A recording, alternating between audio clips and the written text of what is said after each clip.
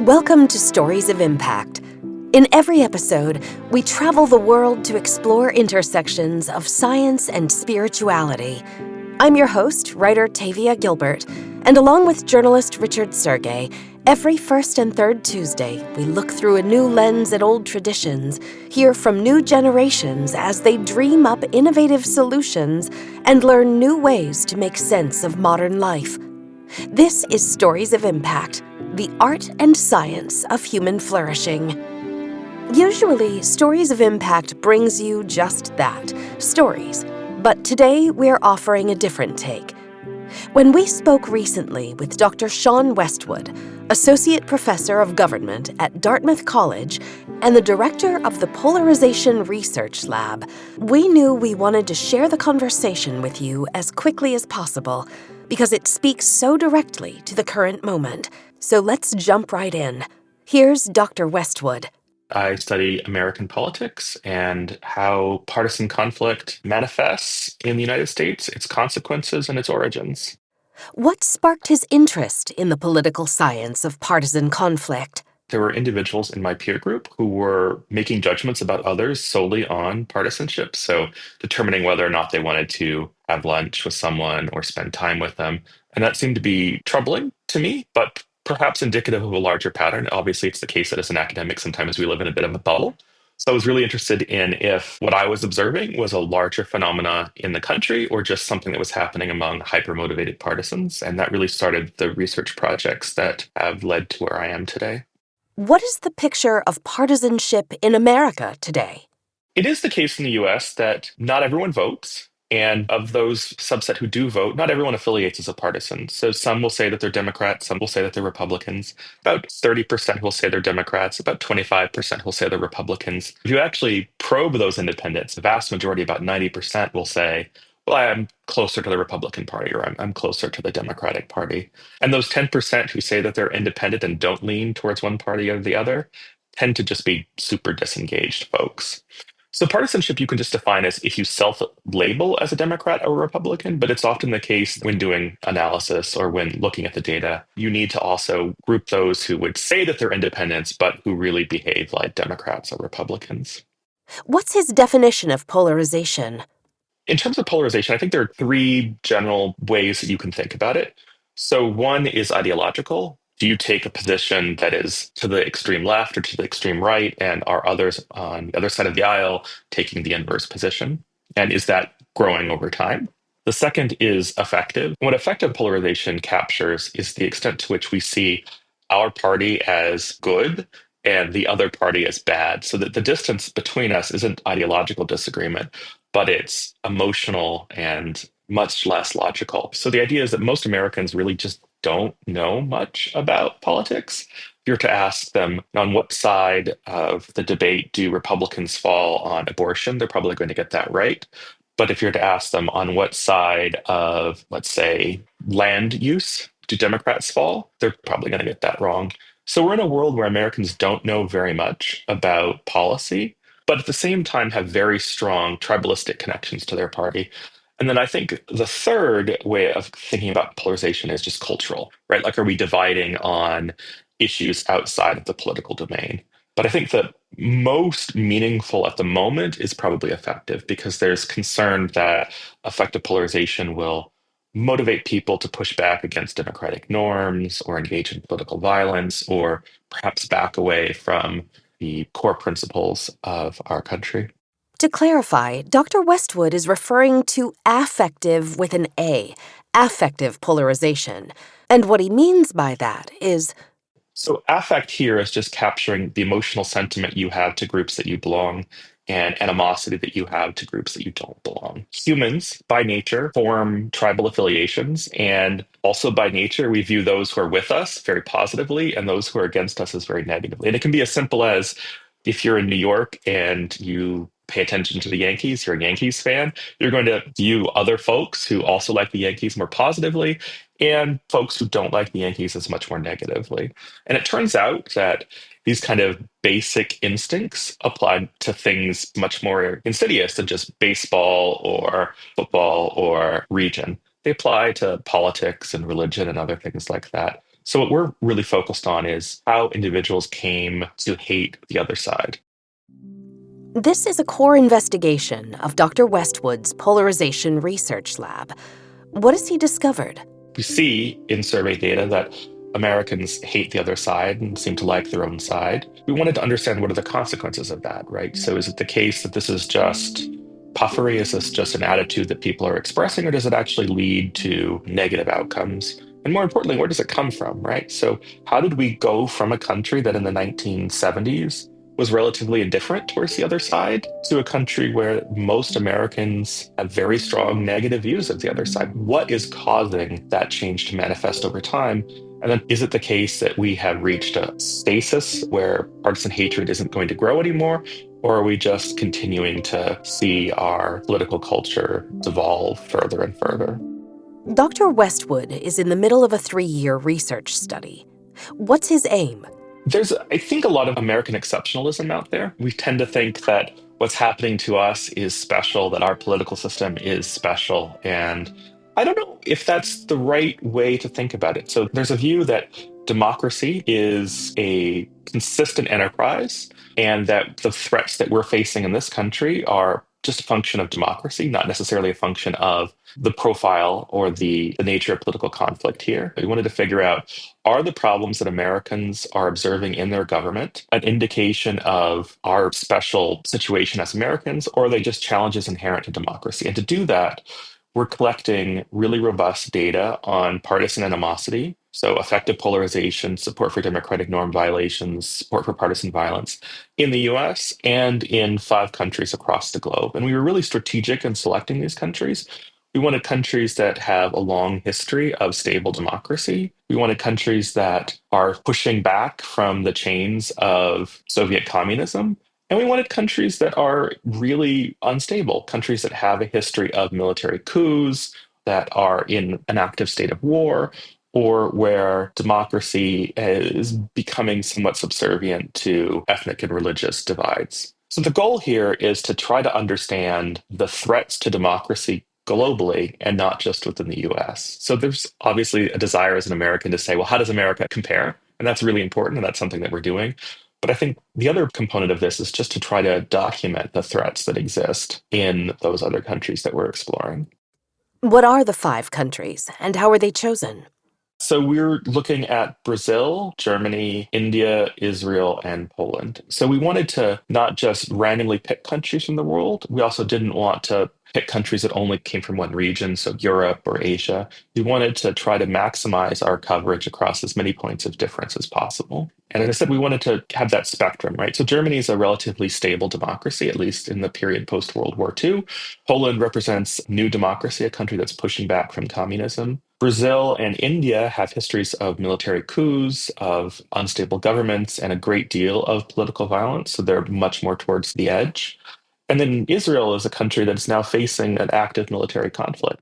Dr. Westwood gathered a multidisciplinary cohort of scientists, including teams of American and global advisors, with specialists from each of the countries in which they're studying. He says that in the U.S., he and his team have interviewed 140,000 individuals, and globally, 25,000 people have been interviewed. What else can he tell us about his study, called Taking the Pulse of Global Partisan Animosity? We've drafted surveys to try and capture these attitudes, and we've been administering them on the YouGov platform for about a year and a half now. What we decided to do was identify the core threats to democracy that exist in each of these countries and measure those directly. So there is a lot of domain-specific exploration going on in each of these countries that's been facilitated by the experts that we're working with. In one branch, it's the power of singular leaders. So that would be the president in the US or prime ministers in Israel and India. I think another core thread is the power of the judiciary and the ability of the judiciary to hold either the legislative in most of these countries or the executive in the United States to account. And then voting rights. There are countries where certain populations are either unable to vote or unable to vote for the party that they identify with. Or if they do vote for a particular party, say AfD in Germany, their vote won't necessarily matter because the party has been banned from engaging in government coalitions.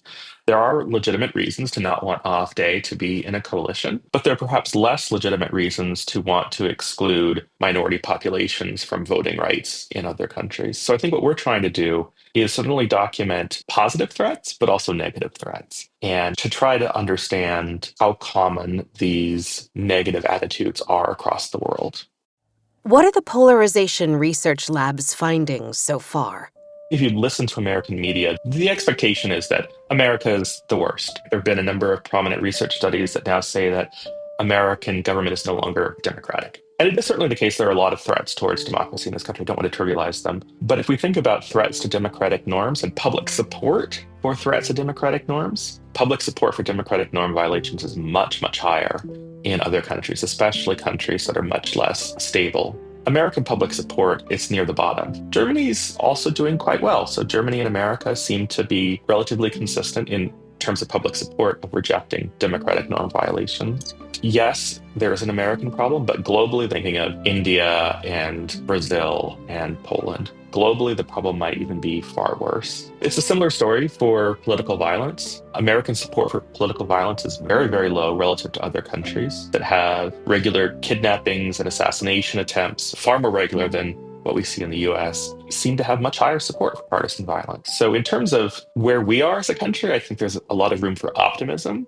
If we're thinking about where the world is on support for democratic norm violations or support for political violence, I think there's a lot of room for concern. But America is going through enormous political turbulence at the moment. So what explains Dr. Westwood's optimism? Americans grew up with democracy, right? We've been fortunate enough to have had hundreds of years of successful democracy behind us. Whereas in other countries, there are reasonably large populations who've seen authoritarianism, who've seen communism, who've seen other forms of government, and who've seen rapid change in government. So I think that there is a sense of stability in this country that makes us more committed to democracy. The other thing that's quite important to note is that when it comes to support for democratic norm violations in the US specifically and globally, it is almost never the case that it's one specific party. I think in the US, one thing that gets perhaps pushed under the rug is that Democrats and Republicans both strongly support democracy, the citizenry at least strongly support democracy.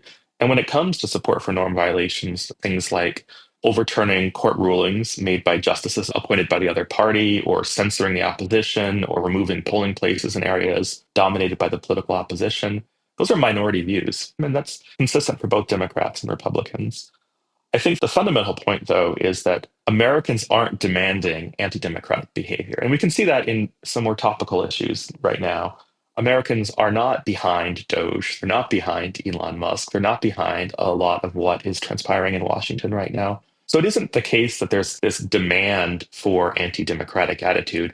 It's, in fact, much more of a top down supply story where Americans are willing to tolerate politicians who are against democracy and are not selecting them because they're against democracy, but are selecting them for other reasons and tolerating their anti democratic tendencies. And how important is that in terms of democratic versus anti-democratic forces?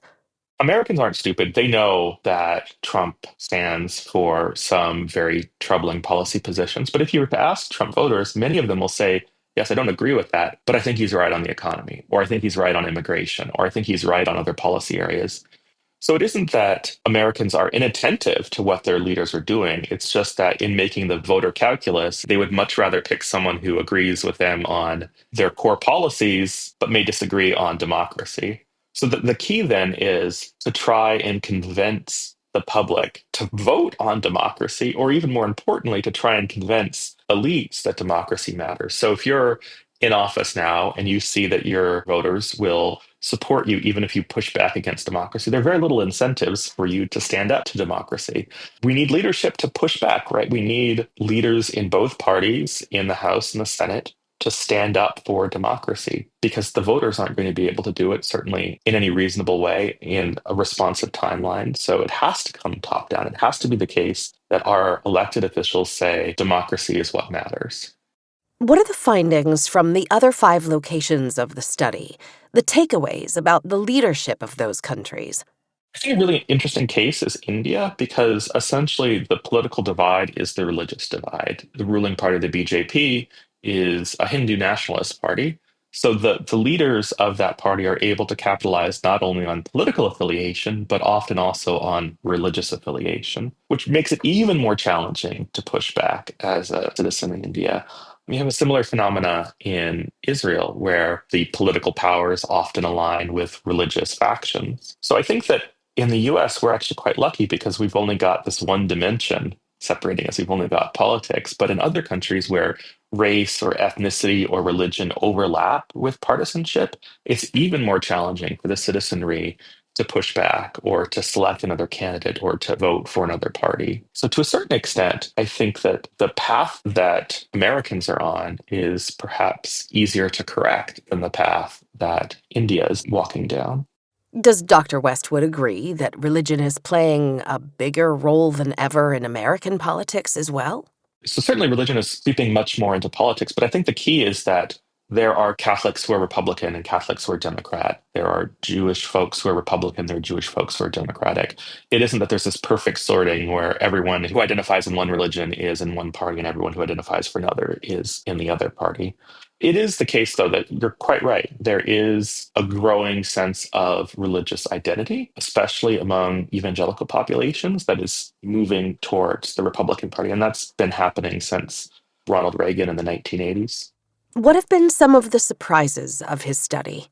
The really surprising thing globally is that Americans are much more polarized on affective lines than other citizens, but that does not manifest with higher levels of support for democratic norm violations and political violence. And I think the reason for that is that the two-party system in America is very odd. If we look at the other countries under exploration, the parties are much more competitive. They're multi-party states. And I think that the key lesson there is that multi-party states make it much harder to identify a singular opposition. And as a consequence, makes it much harder to hate just a single group of individuals for their partisan affiliation. So I think it's quite surprising how, even in countries that are undergoing significant turmoil, effective polarization seems to be less meaningful than it is here in the United States. It's also quite surprising how stable these results are over time. So there are a lot of major events that transpire day to day, week to week, month to month. But it does seem as if support for democracy, support for political violence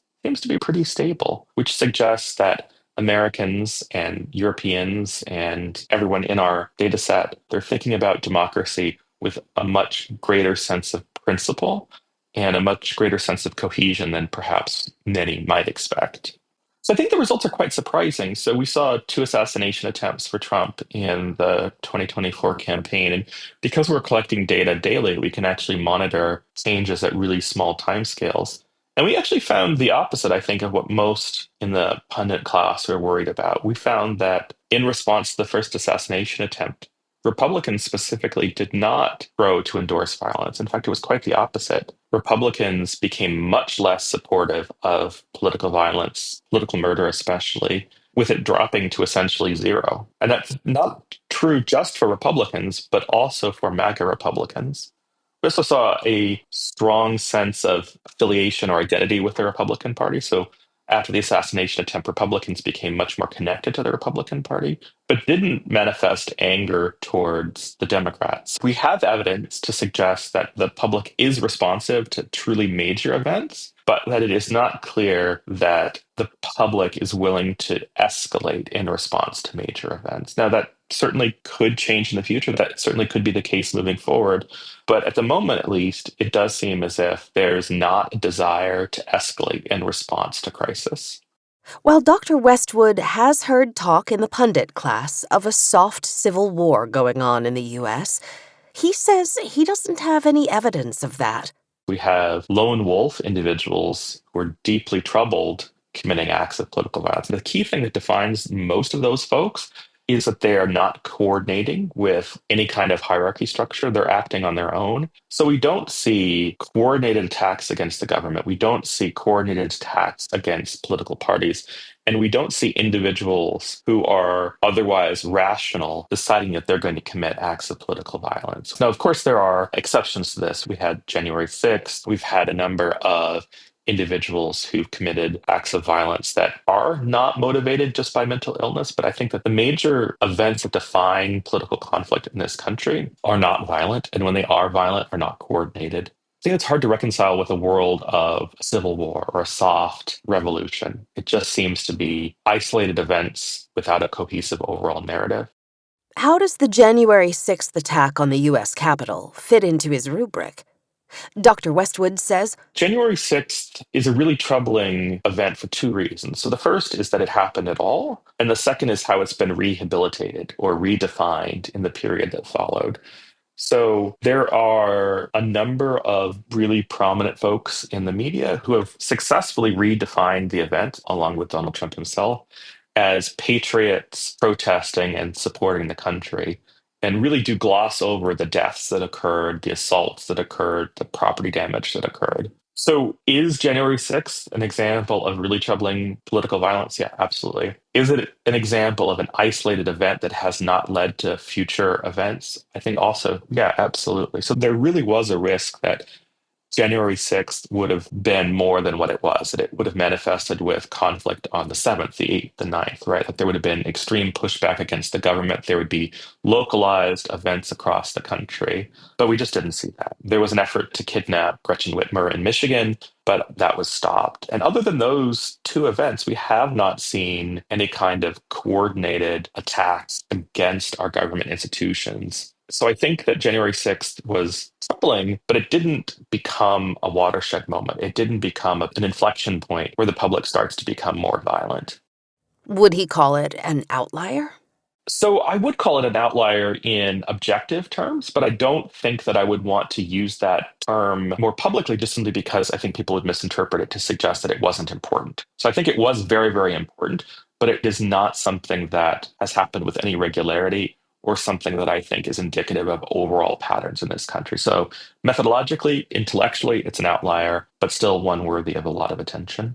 What does the data reveal about the American experiment that prevented January 7th, 8th, 9th?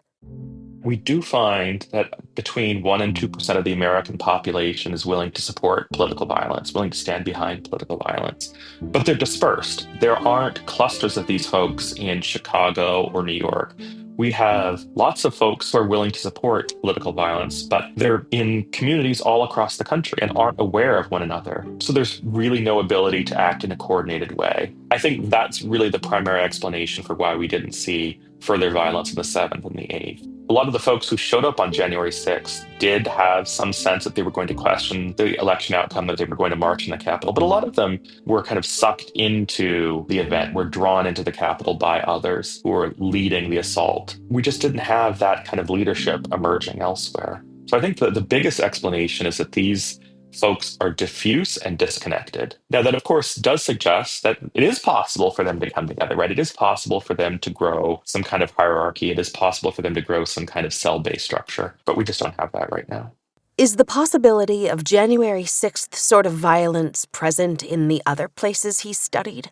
There are much more organized groups in Germany, in Israel, and in India that have conducted political violence, thinking about AfD in Germany or fundamentalists in both Israel and India. And that poses, I think, a much more serious threat. And that's also recorded in the data. So in the US, we have 2% of Americans willing to support political violence. That number goes up to somewhere around 20% in India. So there are places where there is this coordination structure in place and where public support is much higher. And I think both of those things are a consequence of observing political violence, but also a cause of future political violence. So there's, I think, much more reason to be concerned globally about the threat that political violence poses and the willingness of the population to support political violence. By using other countries in his study, does it help Dr. Westwood understand the U.S. better? I think it does. I think it suggests two things that are really important. So, one is that we should be worried, but we shouldn't panic. Things are bad, but they're certainly not as bad as they could be. And I think the second thing is it really does highlight where things might head if we don't attenuate our more emotional tendencies and our willingness to engage in denigration of the opposition. So, there's a real concern that the United States could become more unstable and could follow in the path of political divides in these other countries. So I think it's both reassuring in suggesting that we're not there yet, but also potentially a sign of what might come. Are there interventions and policy prescriptions that will come out of his research? One of the things that we've learned is that this is a really hard thing to change. It's really hard to convince Americans to have a different view of the opposing party. And that's primarily because when you have a positive encounter, that's often just drowned out by social media or by cable news. And this is the case in all countries. Bottom up change is probably going to be really, really challenging. We can artificially construct positive encounters, positive messaging campaigns, create incentives to get along.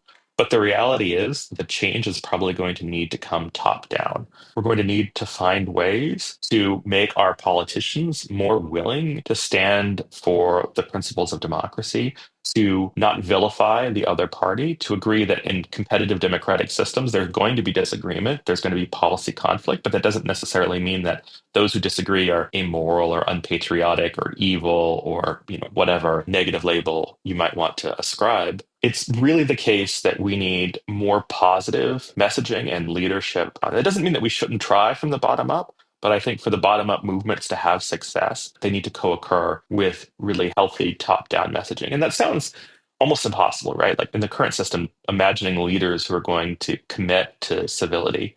But we've seen it. There was a really prominent initiative run by the National Governors Association in the United States by Spencer Cox, who was the governor of Utah. And what they did is they brought together governors from the two parties and they engaged in messaging campaigns with their constituents to say, it's okay to disagree on policy. That's what America does. But that doesn't mean that we have to not like one another as people. And those messaging campaigns had positive effects. So there is a real chance for political leaders to step up. It's probably going to be at the state level. It's probably going to not be the leader of the BJP or the leader of the Democratic Party, the leader of the Republican Party, the leader of Likud. But you can imagine lower level politicians successfully demonstrating to Americans and the world what responsible democracy looks like. And the hope then would be that we're able to elevate those leaders who are really truly committing to democracy and maybe moving away from those who aren't. It just seems much more plausible as an initial step to try and do that at the local or the state level. But I don't think that it's impossible at the national level either. How does Dr. Westwood plan to make a concrete impact? We can do two things. So the first is that we can document the state of the problem and we can document that what's currently occurring isn't fixing the problem, right? So I think that that's a bit of a depressing thing, but it's certainly the case that we have a point of entrance to the debate. I think the second thing is that we are actually trying to promote data suggesting that elites are the cause of these negative attitudes, that elected officials are driving political conflict in this country, and that there's a subset of those elected officials who are especially responsible for that behavior. So by pointing that out, I think we can also show the American public, the global public, what is driving conflict. And as a consequence, perhaps show or explicate what kinds of leaders we should stand behind and what kinds of leaders we should move away from. So, in terms of concrete policy, I don't think that there's something that can be done in the legislature. I don't think there's something that can be done in official capacities of government. I think what needs to happen has to occur within parties and within informal institutions. So, just convincing the public that they have a false perspective of conflict at the elite level or that they have leaders who are not serving them is the path forward. How would Dr. Westwood rank American politics today compared to other periods of American history?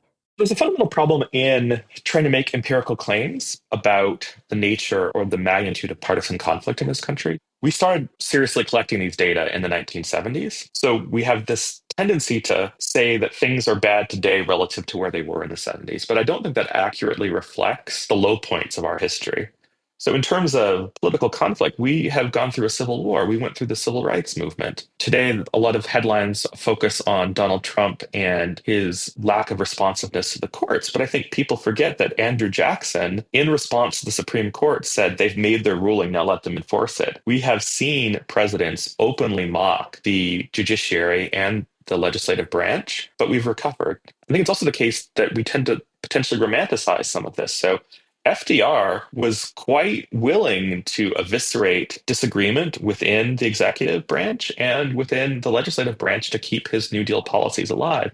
There is a lot of similarity between what happened in the New Deal and what is happening today with Doge. Now, obviously, to different ends for different political purposes, but I think that the overarching point here is that we've seen upheavals before. We've seen presidents ignore the courts. We've seen presidents gut the bureaucratic infrastructure of the executive and recovered. That doesn't mean that it's guaranteed to happen.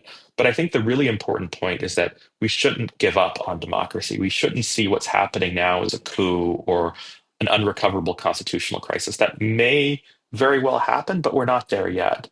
And if you want to keep voters engaged, if you want voters to try and mobilize and support future elections, you can't tell them that hope is lost.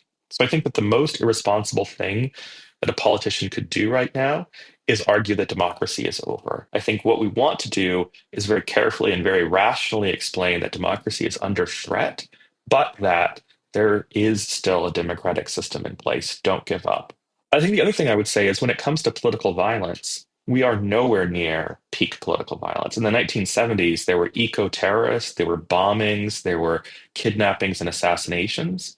So yes, there has been an uptick in political violence over the last 10 or 20 years, but relative to the 1970s and the 1960s even, things are not nearly as bad as they have been in points of our history. I'm not convinced that American government is insulated from non-existence or democracy is so fixed that it won't be removed. But I'm still really optimistic about our future and our ability to recover. Where does this sense of resilience in America's democratic framework come from? Americans love America. Even though Americans may have limited trust in government, they may hate members of the other political party, they still love America. They think that America is a great country and it's a country worth protecting. There is a desire for citizens to see this country succeed. And I think that's true overseas as well. In other countries, patriotism manifests in different ways. Patriotism means something different in Germany from what it means in the United States. But historical connection to democracy, and more importantly, the success that we've derived from democracy is really something that stands out in the minds of the citizenry. So, as much as we may have social inequality or income inequality, it is the case that the standard of living in the United States is much, much higher than it is in countries that have communist systems or authoritarian regimes. And that's something that Americans also are attentive to and observe. So I don't think there's a single component of our government or any democratic society that makes it likely to maintain or likely to dissolve. But the more history you have and the more tangible success that citizens can observe, I think the more successful and the more committed those citizens are to democracy. Is there a political marker that, if crossed, Dr. Westwood would turn from optimistic to pessimistic? There are a lot of folks who try to define bright lines in the sand, the point where we're a democracy and not a democracy. I think the only clear bright line for me is if we stop holding elections and if we stop free and open elections and we stop the transition of power. So if we didn't see free and open elections in 2026 or 2028, or if we didn't see a transfer of power in 2026, perhaps in the House, or 2028 in the presidency, the Senate, and maybe the House as well, then I would say that democracy is over. But I think that it's really challenging to say that an elected government is no longer democratic if a court decision is ignored, or if a group of bureaucrats is fired, or even if there are politically motivated investigations or penalties of law firms or past candidates. These are all incredibly troubling anti-democratic behaviors, but I don't think that they, even in some, say that democracy is over. The whole intent of studying polarization is to help reduce polarization. So what do we do at home and elsewhere? The point of studying this is to understand how bad things are and to ensure that things aren't getting worse. I think that the solution is really hard. The solution is to get citizens of the world to pay attention to what their government is doing, to pay attention to the good things that their government is doing, the bad things that their government is doing, and to be willing to say, I'm going to vote for someone potentially from the other party who is more committed to democracy than a member of my own party who's very much committed to the dissolution of democracy. That's a really hard ask. That's something that's against the more basic political instincts of a lot of citizens. But that's the path forward. You have to censure, you have to stop, you have to get anti-democratic elected officials out of office. And that sounds, as I said, it sounds really, really challenging, but I think it's hard to forget that the 2024 presidential election was very close. Trump won the popular vote, but the margin of victory was small. It is not as if it was a 1980s Reagan revolution. It was an outcome by the slimmest of majorities. And that's how we've seen the majority of the presidential elections over the last 20 years. So you just have to get a small subset of the American population to see democracy as important. And I think that the key thing to note there is that the Democrats tried to run on a democracy platform, but they didn't explain it very well. They said, you need to vote for democracy. Democracy's on the ballot, which is well and good. That's probably true.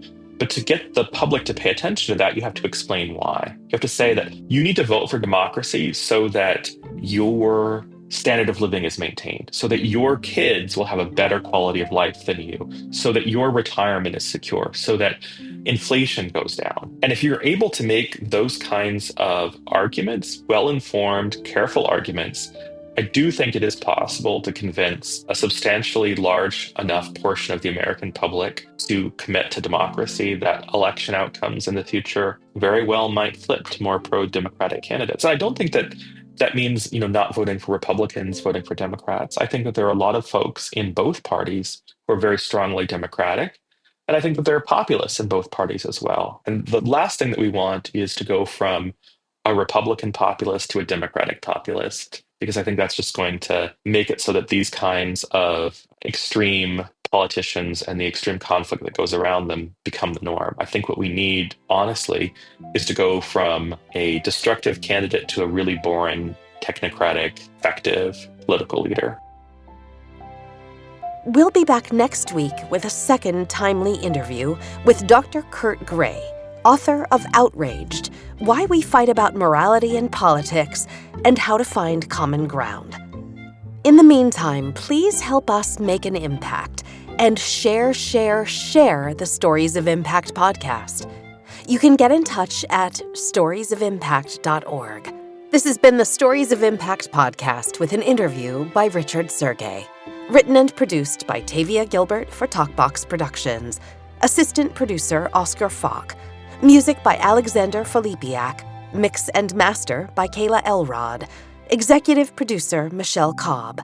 The Stories of Impact podcast is generously supported by Templeton World Charity Foundation.